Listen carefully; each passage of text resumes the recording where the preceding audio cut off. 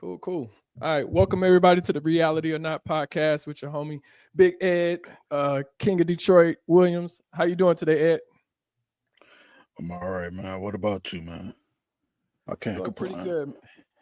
Doing pretty good, man. Energy up. A little tired, but you always got to figure out where to find the next bit of energy. Uh, jump right Sounds into so it. inspirational. You say what? Sounds so inspirational. Hey man, shoot, wake up every day. I'll be tired. I don't feel like doing that. I don't feel like working for nobody. But I'm not Dame yet, where everybody's a boss. I think I do all right for myself, but I can't make money out of nothing. So I got you. cool. All right, well, we go jump right into it.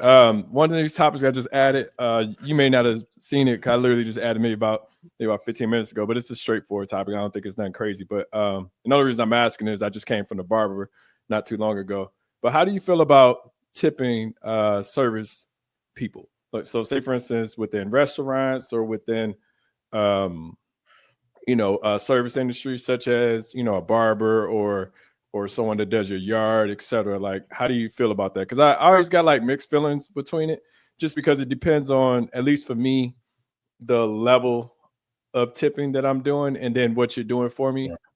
And am I paying for a service, or am I paying for a service to be able to throw something on top of it? So what's your take on that? I mean, I don't really mind it. I think I tip my barber. Sometimes if somebody's doing some yard work for me, I might tip them, but it really depends on if I feel like they've maybe done a little bit more. Like I think a guy that's come over for me over the past couple of years and done things for me, like he'll start off with only doing one thing, but then he'll do a couple other things, and he won't change the price. So I'll tip him. But if you come over, the one thing, like as far as yard work for me, I have a big yard, so I ask you what you're gonna charge, and I tell you to make sure you take a look at the yard, and you can tell me what you want to pay. I mean, charge, and I agree to it or I don't agree to it. If we agree on it, then I really don't feel necessarily obligated to tip that person.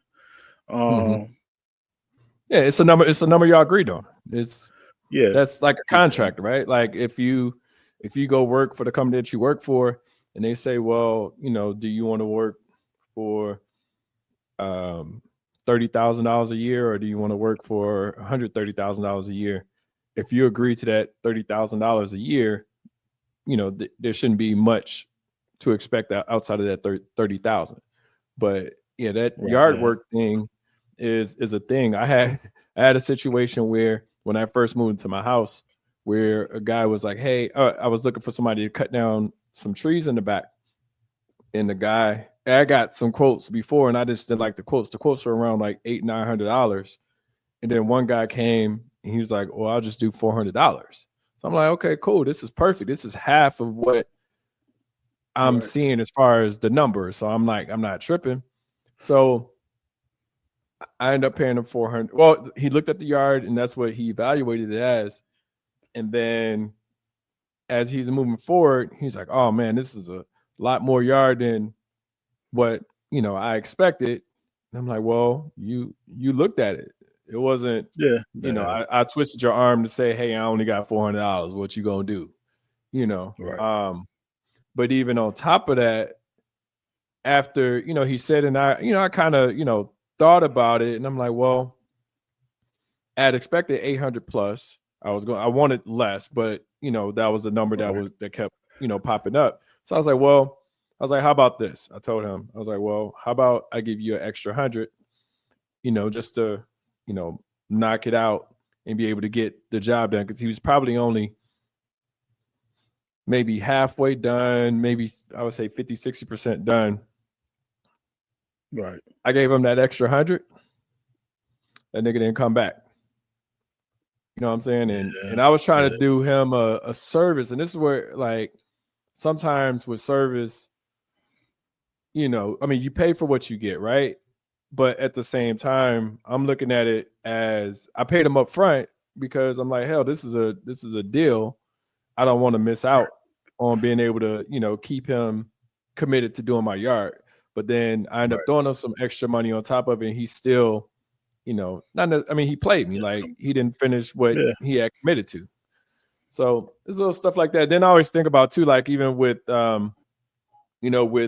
restaurants and stuff like that, because I don't mind tipping. I think it's kind of it is an American culture to tip, but if somebody, like one thing I know, like being like traveling overseas and seeing all of these other places where some places won't even allow you to tip just because it's not a part of their nature.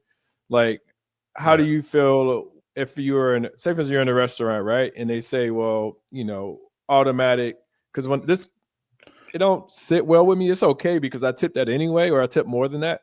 But when they automatically add the gratuity to the receipt, like, how do you feel about that? Even if it's not a 6-person and up table, but just adding a gratuity automatically, even if it's just you frequenting the place by yourself. Like, how do you feel about that? I mean, if you automatically add the gratuity, then you probably really gotta go above and beyond for me to go above that, because now if the gratuity is typically when they add it in, it's 18%. Now, if I say I wanted to do 25%, now I got to figure out the other 7%. Now, I'm not doing that. You want to add the gratuity in, then we essentially entered into a contract that this is what you're going to tip on, the 18%. Now, of course, if somebody I feel like goes above and beyond, because typically my standard for tipping is I'll typically start you at 20%. And then from there, you can either work your way up or down. A lot of times, and I don't require a lot for you to kind of work yourself up. If you keep my drink filled, if you come back to the table in a timely manner, then you might be able to get up to like 25%. But if you add the gratuity in, then I'm not going to. Like I said, then you probably gotta go really above and beyond, for me to do it. So I don't have a. Like I said, if you don't have a set amount that you focus on, like you just literally base it off of the performance and how how they are continuously engaging with you as far as your meal or your drinks or whatever. Yeah, like I said, it's typically the baseline is 20. Like, now to go down, you probably have to really provide bad service.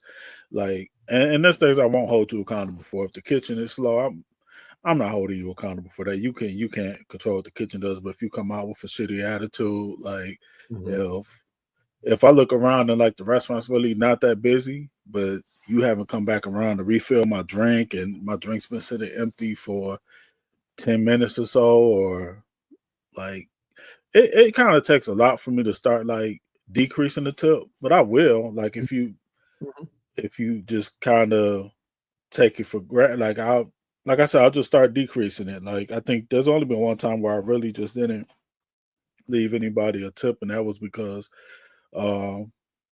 she really was trash. I think it was like a buffet, that's even worse. It's like you barely even, if you ain't filling up my drinks, I'm eating in this bitch. Like, what? I mean, that's really all you got to do if it's a buffet. Is like literally fill up the drink and check on me every now and then to see how it's going. Like, you can fill up my drink every 5 or 10 minutes, and I think I'll be all right, and I would still do the 20, 25. Yeah, but and she won't fill up the drink. She never came and cleared the table.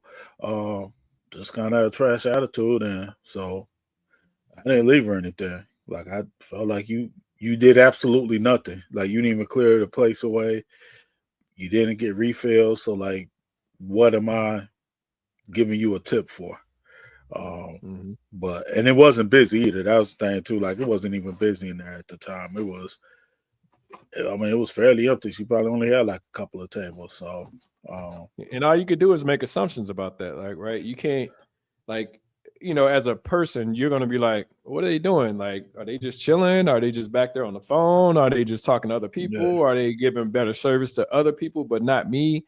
And it's like, then that psychologically fucks with you to be able to be like, nah, you getting less than. Right. Yeah. So cool. Well, so let me ask you this question. What's some movies or TV shows that you feel like you shouldn't, or not say that you shouldn't have watched them as a kid, but was a lot more than what you was able to understand as a kid. Like I'll give you a prime example for me, right? One of the movies I remember watching as a kid that, going back to it, and I'm like, damn, they was kind of wilding. It was like Porky's. Like it was a lot of just shit going on in that movie, like fucking all kind, like it was all over the place. And I remember it's one of my favorite movies, but it's and it's on YouTube. It's called Hamburger University. And like I don't remember it being a huge movie, but I remember watching it, and I just remember it was a scene where it was a she might have been a teacher, or she was the teacher's wife or something like that. But the guy came into the restaurant, and the teacher saw him, or one of the kids that she liked jumped under the table with the other friend, so the teacher didn't see him. And then while he's under the table, he starts eating her out and fingering her. And it's like, but I didn't know what the fuck. Like, I mean, all I knew was it was a pussy down there, and like, but I'm saying like it wasn't like, it was that transparent to me as a kid what they was doing. I knew they was doing something, but I didn't know what the hell was going on down there. But like, I was probably 7 or 8, years old at the time, probably even younger. But I just remember that movie vividly. I was like, damn, they was doing something under the table, but shit, and nigga, like I didn't know, So, but like, what's something? I mean, it doesn't have to necessarily be like the 80s, because you got Revenge of the Nerds. You got like even Coming to America. One of the things that threw me off, I didn't realize it until I got a little older, was when she says the royal penis is clean, Your Highness, but like she's under the water, right? She's under the water, and then you see him go like, and it's like, was Eddie busting a nut at that point? Like, what was the the premise behind him? Like that side is like, it only opens your mind up to interpretation as you get a little older, and you start to see little things like that. Like as a kid, I was just like, maybe she's just wiping that dick like a motherfucker and shit. Like that's all I could think about. And I don't think it even clicked to me until I think I was listening to the Luda album. It was like, was that Chicken and Beer? I think it was. And it had that same, it was like the royal penis is clean, Your Highness. He'd be like, thank you, king shit, or something like that. And, and then I went back and watched it. I was like, he was busting a nut, but so to take it off of me a little bit, what's some movies that stick out to you, that, or TV shows or anything like that stick out to you that you like, well, maybe I shouldn't have been watching that as a kid? Like what's something that you can think of? I can't think of anything specifically, but I'm like you. Like some of these I haven't gone back and looked at since I was a kid. But I'm sure if I were to go back and look at some of the police academies, there's probably some of that adult humor in there that went over my head. Like I can't think of anything specifically. Now I know when I was a kid, like, I mean, it ain't got to be as a kid. It could be as a nigga, like Oz, like Oz or something like even us being that, I want to say Oz came out, was it 99 or 2000? Yeah, like you said as far as 98? something that we shouldn't have been watching. Yeah. Just something that we like. If you look back at it, like I was rewatching Oz as an example, and I'm like, damn, like I was watching this, I was fucking 18, 19 years old, and like, damn, like this is some fucked up shit, but think watching it now, I think not to say that I necessarily understand the jail or prison culture, but that was something that I own every season of Eyes on DVD, you know what I'm saying? And watching it now, I still, it probably got bad after, I think it's like after maybe season 4, when I think they split that one up into 2 parts. It was either season 4 or season 5, I can't remember. But I just remember thinking, I was like, damn, it's a lot going on in this show that I couldn't, I was just watching it for the entertainment aspect of it, but I remember one time, and my mom was a prison guard. And one time I was just watching, and she was like, why are you watching this? And I was like, I don't know. I just find the entertainment. Like I like Adebisi, you know, I like characters on the show that, you know, were pretty interesting. So just anything like that. It ain't got to be like anything specific that. I mean, because Police Academy was terrible. They was fucking the Police Academy shit. I mean, honestly, you know, watching shit like Ron Delirious, you know what I'm saying, and going back watching them as adults as I was as a kid, because I was a huge Eddie Murphy fan. So watching it as a kid, I was more, you know, I was just more in tune to it being Eddie Murphy. But then watching it as adults, I was like, damn, like, because Eddie Murphy was only, I think he was maybe 21. He was around, he was early 20s when he like after he shot both of them. So he was talking about stuff that, you know, an 18 to 25-year-old would know about, or even, you know, even older. So but like, but what about you? Like, what's some things that stick out the most to you if it did or not? Probably the only thing that really sticks out is me watching The Color Purple when I was mad young. And I've never watched The Color Purple as an adult, but I know you hear things like, I know there's things that went over my head in Color the Purple because I was a kid when I first watched it. Like, I want to say, I think my mom took us to the theater to go see it because I think she really wanted to see it. And so I know that there's a lot of, like, I don't think like I picked up on, like, I think it was Suge and whoever Whoopi Goldberg's character was, like them having a lesbian relationship. Like, I think the probably abuse that Mr. was just putting her through and all that. Like, there's things, like I said, I've always said I want to go back and look at it now that I'm an adult, but then I forget that I want to go back and look at it. But that's probably the one that sticks out to me the most. Color Purple for me was more funny or more entertaining rather than actually, you know, thinking about the whole situation. It's like, oh, Celie, you shoulder is ugly, or you know, her dropping the pee in the lemonade, or hell, even you know, Oprah Winfrey, you know, not hitting that she hit the lady, she hit the dude or whatever, but you know, Harpo. She got out of well, no, not the Harpo part, but when she hit the white dude and got and ended up having to work for that white lady or whatever after she went to jail and stuff, it was kind of like, it was, you know, that I hate to say it, but as a kid, it was just like, you know, it was sad once she got out, you know, or once she finished working for the white lady, but you know, it was just crazy that you know, that it was more entertaining part of it versus like the actual, you know, it being a tough situation. So no, that makes sense.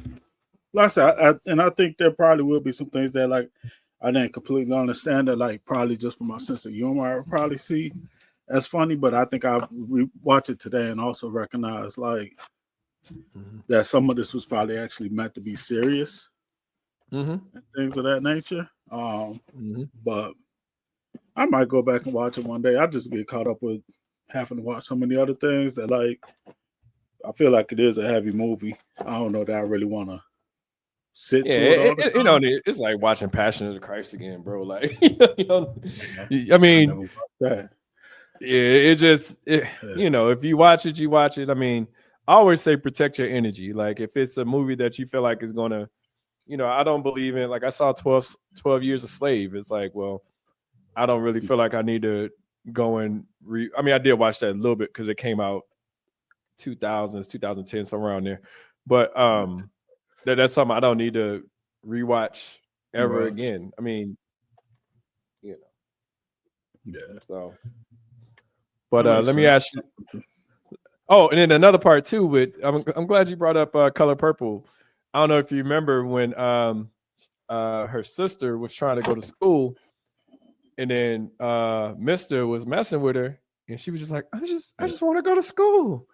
I just want to go to school, you know, and you know, then she's just walking, and then like he's doing all this shit and and then next thing you know, he disappears, and we're like, oh shit, nigga disappeared, you know, like You know, it was Yeah. entertainment part of it, but then after that, like nigga was trying to like rape her and shit. Was like, bro, like, you know, it went from 0 to 60 real quick, you know, from entertainment Right. to heavy shit, you know. So Gotcha. it's little things like that plays its part in that movie.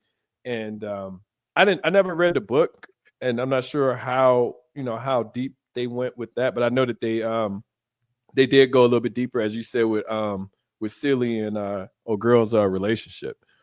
But Right. Yeah. Gotcha. so, all right, let me ask you this question. You know, and I know you're a Game of Thrones fan.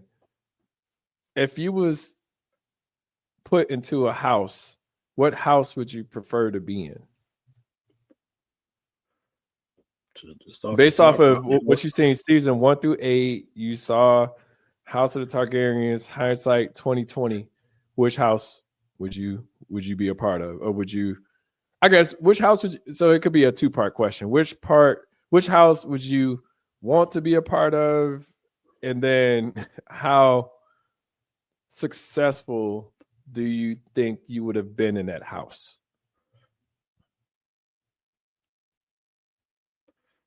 I mean, if you say I guess some of it might depend what time period you're talking about, because you could say the Targaryens, but by the time you get into the timeline for Game of Thrones, they're non-existent with no And they're power. wiped out. Yeah. Yeah, and the same thing kind of with the Valerians. Mm-hmm. I mean, if I were to if I think about the House of Dragons, um, the easy choice is probably the Targaryens, but I think there's something for the Valerians. I think they were probably strong allies with the Targaryens, especially with Rhaenys or whatever, I can't remember. All them hoes or names whatever. starts with an RH, nigga. Like, Yeah, so like all in there is a one Rhaenys, Rhaenyra. It was too many. So yeah, so like probably them plus Aegon the Third, Anus, all these yep, fucking names. all So. of them, yeah. But if I were to go on the current or the timeline of Game of Thrones, to me, really, I mean, if you just want to fly under the radar, you probably choose. I mean, it feels like it's either the Lannisters or Starks that you choose between. I guess the other ones you choose, but you choose because, I mean, maybe you just don't want to be that powerful, because if you the Starks, you got to go through all that time of basically pain, seeing your bloodline like nothing but loss. killed off. If you're the Lannisters, then you just gotta then you just say you say you're kind of psycho, like you just you're in a BDSM and incest. Like if you want to allow after that, then it's the houses that you don't even think you don't want to be House Bolton. You don't want to be House Yeah, Baratheon. but like you don't want to be niggas got murked.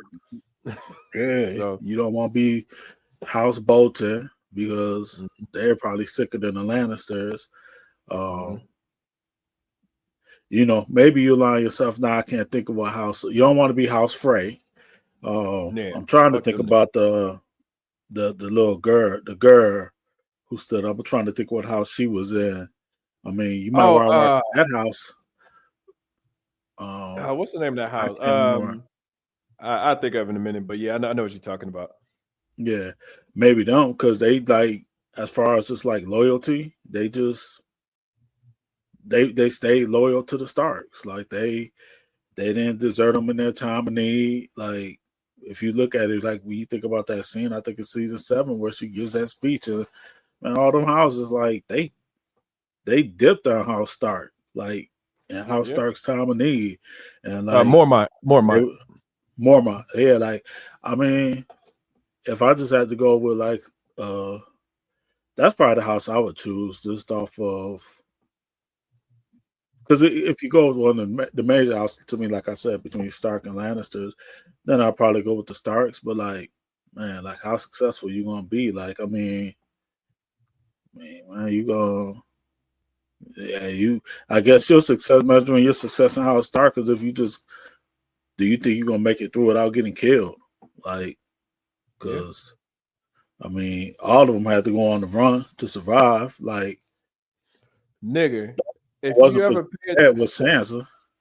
you ever say, nigga, if you ever really pay it, I mean, and you do, but really looking at it, like they hadn't been together. The Starks hadn't been together as a whole family from like season 1 to That first like dinner. season Yeah, 6, and it was literally the first episode.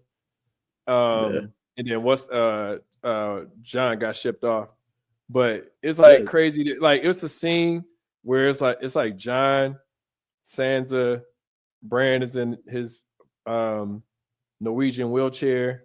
You know what I'm yeah, saying? And Arya all walking by that tree, like outside, like they finally come together. And I'm like, and I thought, I'm like, damn, these niggas ain't seen each like they've seen. Like I remember Arya saw John while he was fighting up north. But right. you know, they say, well, you know, just go. Like they weren't able to communicate with each other. But they all kept Yep. like.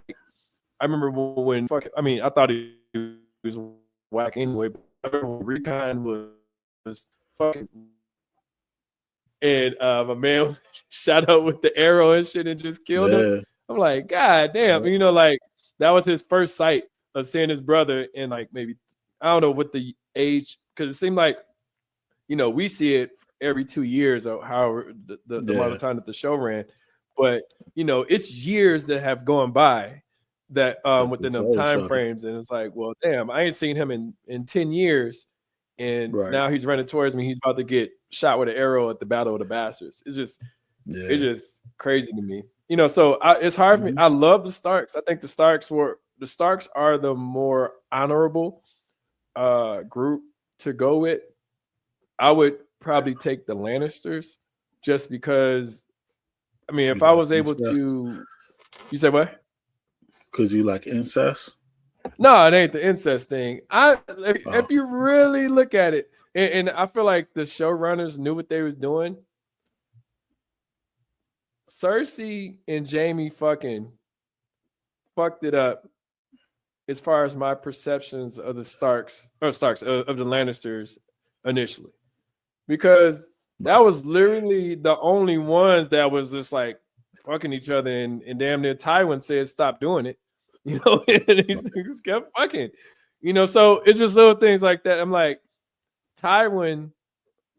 I mean, in Tywin supporting his family, you know, could have been looked at as evil, but he was just a wartime general. He just understood how to fight. Only thing I thought was fucked Right. up with him was, you know, he fucked Tyrion's girl, and that kind of like, damn, bro, like you go just fuck somebody who you say he in love with, and you know he always fall in love with the hoe. So it's just like, bro, like, why would you hit that one, you know? But Right. Right. but they were the most consistent um group in my opinion to kind of not necessarily say stick together, but they, I mean, if it wasn't for a dragon, honestly, or any dragons in general, like, you know, the Lannisters would probably still Mm-hmm. be running shit. Like they were just not to say that they were smarter than the others, but they The just had more Republicans. control. Yeah, yeah. Yeah. They just had more control of everything in order to get Yeah. things done, you know, versus I mean, I guess you could attribute it to Republicans because, you know, because I everything that's mean, going on right now. they understand power, and they did what it took to maintain the power. Like when Mhm. Tywin, I think he orchestrates the Red Wedding. Like I think it's in the conversation he's had, I think with Tyrion. Like, and essentially his lot, like you said, he's a wartime general. It was like kind of like an out of war thing. Like it's, do I wipe out my competition? Like do I violate the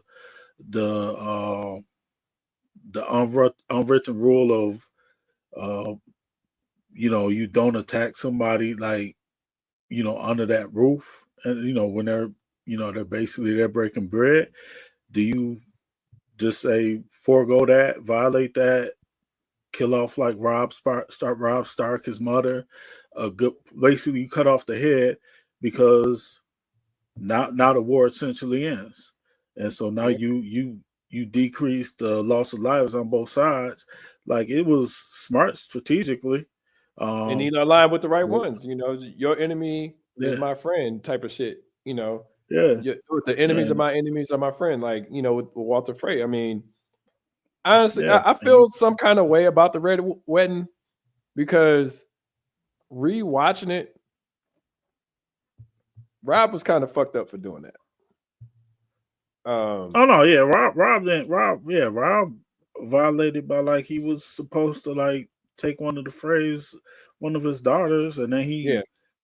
didn't take her, and then he went like Rob had some messed up because Robert probably just fulfilled like his obligation. Mm-hmm. But that's like you know that's that's part of the not honoring your word. That's probably one of those moments Yeah. where Stark didn't like keep his word, and it cost And him. taking the enemy lightly. Yeah, I mean, because you know Walter Frey. Nobody seemed. I didn't see nobody that like Walter Frey in that show. Whoever was talking to him, whether it was, you know, Tywin or Roose or or Rob or Catelyn or anybody, they didn't seem. He just seemed like a weirdo, and he was, So it was definitely a quite of redemption with it was a bit of redemption when Arya took him out, but right. yeah, I mean, he was used as a tool that you're the enemy of Rob because you screwed over my this marriage that was supposed to happen, and Rob didn't seem to I want to say remorseful, but he didn't seem it felt like he didn't care what Walter Frey felt about it, and that's where I think it No, kind of you know went awry. yeah, yeah, definitely. Like he thought he should have the right to fall in love with whoever he wanted to, and he didn't. Not in this situation. Like you had an arranged marriage, and you were supposed to honor that. And like you said, he underestimated the phrase. Like he didn't think it through. He didn't think that like you disrespect Walter Frey, maybe he aligns with the Lannisters, and then Mm-hmm. they slit your throat at a dinner. But that's the other thing. But that was treachery on all ends. Rob disrespected, but then the phrase you bring them under your roof, and they Mm-hmm. should have had the protection, but you violated that. The Lannisters Mm-hmm. violated it because they orchestrated it. But yeah, I mean, but you know, decisions have consequences. Rob and his dire wolf learned that when they switched bodies. Yeah, it's sucky when they had the wolf head on them and shit, bringing them out the motherfucking. That was crazy, and Arya had to see that and all that. It was. Was that the end of season 3 or 2? I think it was 3. It feels Probably like three, 3, I but I can't think. remember. Yeah, But just because you all invested in the show, and you like, oh man, Rob, he about to, because Rob was gaining ground he against the was Lannisters, and that pretty much screwed anything from the North happening, you know, right. uh, with the Lannisters, and you know it, it's always interesting to you very invested in the show to see like Catelyn got it. I mean, it's his mom, but Catelyn got it, just just by association. You know what I'm saying? Like mom got to die too. All your crew got to die because they all Yep, showed up. yep, yeah, But that's true. Hey, yeah. yeah, Let me go ask you this ahead. question. I'm gonna go ahead and pivot the conversation. How do you feel about nepotism in the NBA? Like, do you feel like that's? I mean, honestly, low key, I've only seen it with LeBron. I mean, of course, there's other players that are in the NBA that have a chance, or there were former players in the NBA that have current players in the NBA. Kenyon Martin. I don't know. I think Scottie Pippen still has a son in the league. Then you got Gary Payton Jr. which is another crazy story. That nigga got a son called Gary Payton Jr. and Gary Payton II. But anyway, but how do you feel about that? As far as like, do you think it's cool? Do you think it's because I feel like, and I'll lead into it a little bit, but I feel like nepotism in general, like say for instance you own a business or something like that, like most of the time you try to bring your kids into it, try to have them be a part of it. But I look at it from an NBA perspective that, well, you have these NBA teams, you got these owners, of course they have some family members that are working for the business, and not to say that they're not qualified or not, but they literally got the job because of who their father or grandfather was. So how do you feel about that for the players kind of doing that now? Like I said, it's only one that I can think of. Well, I mean, you had there's LeBron. Giannis. There's Giannis. His brother has the roster spot because of Giannis. Yeah, but you know what? I saw this video the other day, and it was Jeff Teague, I think, and he was saying how. Yeah, he was hooping. No. He was saying how Giannis can't do it without the Nassas there. Like not that he has to be on the court, like he's just like his eye, like him being there, like not like he could have been on the team, like because now he's not on. I don't think he's just. I think he's just there, like he just shows up to his games. So it's kind of weird that, I mean, because Nassas could probably, I don't know, he could be on somebody's bench, I guess, but they said that Giannis needs him there to play, like to be around him, not necessarily to play or anything like that. So how do you feel about, because the Nassas definitely got some checks off of Giannis being in the league. It don't matter to me. I mean, like I said, it's not like it happens frequently, and I think in the I didn't follow Bronny's. I don't follow Bronny's game. I don't know how he was. I know he had the heart condition. He had the one year at USC. Some people tell me that if the Lakers didn't threaten other teams, he would have he would have been taken. Some people tell me the first round. Other people tell me the second round. So in that regard, then apparently Bronny appears to be talented enough to make it to an NBA roster. Nobody drafted him because the Lakers made the threat, and so be it. Now, granted, like if Bronny was LeBron, I mean, those threats would have been fruitless because teams would have been like, yeah, well, I don't care what you say. I'm gonna take him because he's a generational talent. But I think he got drafted second to last, 57, 56 pick, 55th, but yeah. 55th. Like, man, most players don't in that spot don't make a roster. Like, I don't think for Dalton Connect, they didn't cut Dalton Connect because they had to give Bronny a roster space. Most teams, I think they still get 15 roster spaces, 12 are active. Look, if the best player on your team, if his son is in the draft and your best player comes to you and says hey, I want y'all to draft my son. I want to play on the court with him. For one, how often is that gonna ever happen? Because most players don't get to be. Nobody's LeBron. Nobody's playing at his level at 40 where they can still with now Luka is probably the best player on that team, but before that, you would argue you probably with Anthony Davis injuries, like LeBron for his Laker stretch, his Laker run has been the best player on that team.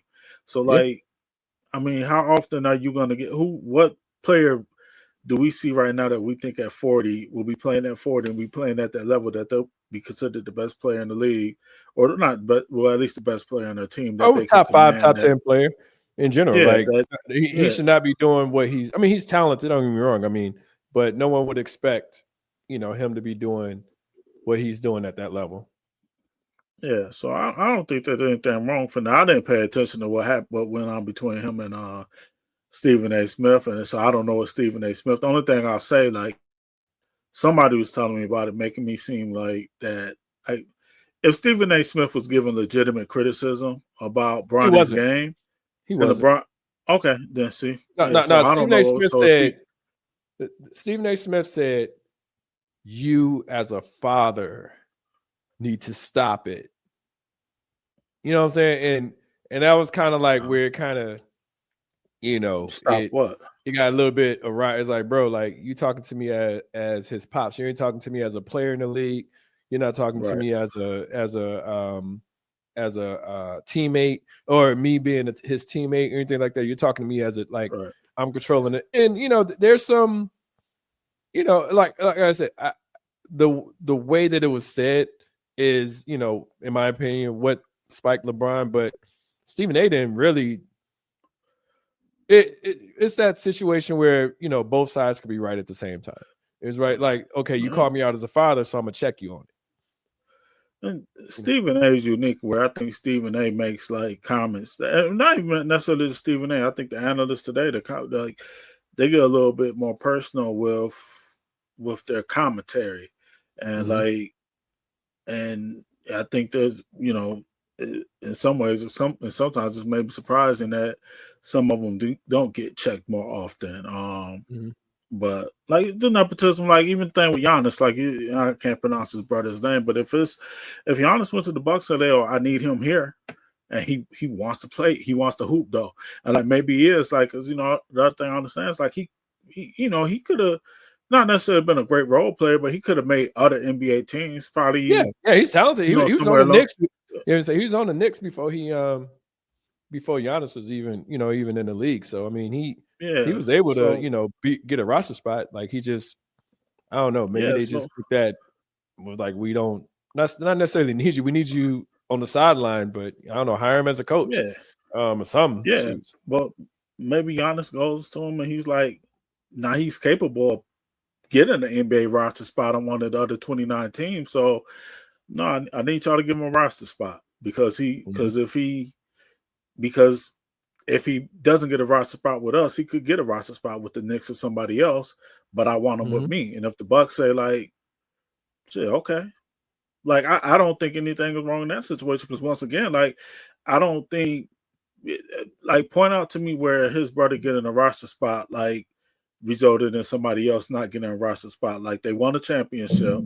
Like tell me that they traded, like if you tell me, okay, they had to trade Chris Middleton because they had to like make sure they save could a spot pay for the Nats. Yeah, the Nats. Then yeah, okay, I'd be like, okay, y'all tripping now. Or you said like, hey, we couldn't make the trade for Dame because hey, that wouldn't work salary wise. Like, no, then I'll be like, oh, okay, nepotism is bad. But like if these players are taking like a 14th or 15th roster spot, they're like, man, name your favorite team and tell me, like, I can't name. Well, part of the problem is I don't follow basketball as much as I used to, but I can't name somebody outside of like most of these teams' rotation. Like I was making an analogy about a coworker, and some things that are going on, and I basically said like, basically what I was trying to say is that like decisions were being made for like a scrub, as if a scrub was like LeBron or Luka. And I had to go look at the Lakers roster, and I just saw a name, Christian Kokolo, and that was the name I chose. I had no idea who this dude was. I don't know where he went to college. I don't know what he does. Like, all that to say is like every team, if you were to look at every team's roster, there's going to be like, when you get to the last 3-4 names, most of us aren't going to know unless you're just really into hoops and you just know everybody. You just mentioned it. Christian Kokolo. I've never heard of that dude ever in my life. I don't know how much he makes. I don't know where he came out of school. I don't know anything about him. Only reason we know Bronny James is because he's associated with LeBron. Now, you say talent. He's talented to make the league, in my opinion. But right. If I put it like this, if Bronny was drafted with the 5th pick, and honestly, I probably can't tell you the top 5, top 10 picks this year. and I follow basketball heavily. And I don't follow it as much as I used to, but I follow it a lot still. And I can't tell you some of these players on these because with the mix of the G League and stuff like that, it's hard to tell. Like the twin brothers, one of them play for Detroit, the other one play for Houston. I was looking up their history, and I was like, damn, okay, no college, only prep. Like they went to a high school prep, and then they went to the G League, and then they got drafted by both of the teams. Like I had no visibility on these players, and it's not like they were, they weren't like Cooper or anything like that, where they were highly touted out of high school. These were they were talented. They were 4-star players, but they weren't players that was on my radar. So when they get drafted in the league, and only reason why, honestly, I know that they're twins was because it was a video that came out and they were doing the announcements, for Detroit. Oh yeah. And he was like, no, that's him, because they had the light shining, amen, or whatever. And I was like, okay, it's twins. And I didn't realize there were 2 twins in there, but I'm saying the exposure that you get from being associated to a player, because like I said, Kenyon Martin's son, you wouldn't know that. You wouldn't know that he was Kenyon Martin's son unless, because he used to go by, I think it goes by KJ Martin. Instead of Kenyon Martin Jr. or anything like that. But it's just interesting that, I mean, I'm all for it if you can get, like you said, it's not a lot of it, so it's not, I don't ever see it happening ever again. But I still don't feel like LeBron, LeBron, in my opinion, or Clutch Sports or whoever's behind it, they did something to say. And you just mentioned this a second ago, he might have gone in a different position in the draft, but he went to 55th. Like he might have got drafted 38th. He might have got drafted 45th. Who knows? But they shut it down and said, we're just going to draft him at this spot and keep it moving. And in my opinion, and I could be totally wrong, but essentially they were paying him like the position that he got drafted. So I would figure that they're paying him like he's a second rounder, but giving him guaranteed money. So I didn't see no problem with it, So nah, as much money they got, and I know we got to wrap up soon. But I think to what you were saying about KJ Martin, I just want to say, like, I think, and this is just showing love to the man I hate, Scottie Pippen. But like I think like people don't realize. Like his son is in the league because like he doesn't have his father's name, because I think from what I understood, he took on his almost stepdaddy's last name, Jordan. So, he's in the league as like Scotty Jordan, I believe. Is that you sure? I mean, it works for my hatred of Scottie Pippen. I'm sure it's not true, but it works for my hatred to say that there's a player in the league that's going by Scotty Jordan because he took on his almost stepfather's name. Yeah. And so okay. Yeah. Well, I'm with it. Yeah, his stepdaddy Marcus Jordan, or I could say his. You can't say Marcus, man. Marcus out here getting drunk and chilling on the side of railroad tracks with police officers, man. You gotta leave Marcus out of this, man. We can't, which one was slaying Scotty's ex-wife then? That was Marcus. That was Marcus. That was definitely Marcus. It wasn't Jeff.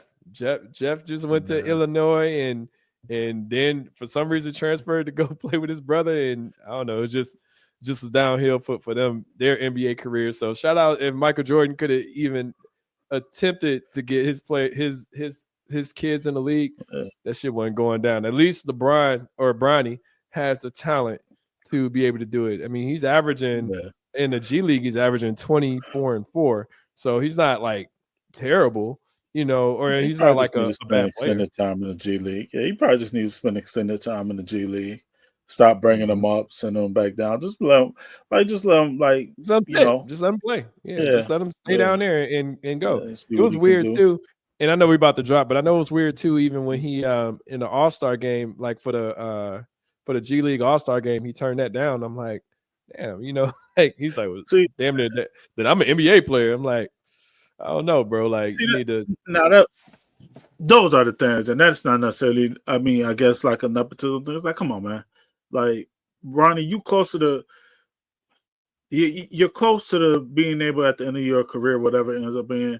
You're as far as All-Star, you're most likely to make a G League All-Star team than an NBA All-Star team, because even when people talk about your potential, you're maybe like a 3-and-D guy. Like you're not necessarily an NBA All-Star player. So like, man, come on, man, play. What else are you doing, Bronny? You could can't just play for the G play. League All-Star team. You could play, show that you could play with other stars, and then that only gives you Yeah. more. Like the more you play, the more chance you get to show how great you are. Because if you And if ball you're out not in this playing in All-Star the game, NBA, if you're not balling in the NBA, nobody's seeing you. If you're barely in the G League, I mean, and when we see you in the G League, you playing good. It's like, okay, well, he's spotty, but when he gets to the NBA, he ain't gonna do nothing. Like show consistency, is my opinion. Like you said, I mean, playing the All-Star game if you can. So yeah, like what else was you doing? Like what were you doing that day? Like talking about you an NBA player. All right, Bronny. Hey, all right. Let's be honest, Bronny. You're an NBA player, so that like the NBA and LeBron James could say that we had a father son on the court at the same time, which is cool. But man, don't just shit on G League All-Star game. Like I'll say this: I don't think Bronny James is gonna be an NBA All-Star in the next 10 years. Oh no, definitely not. Which is fine, but it's like, dog, don't say it like you.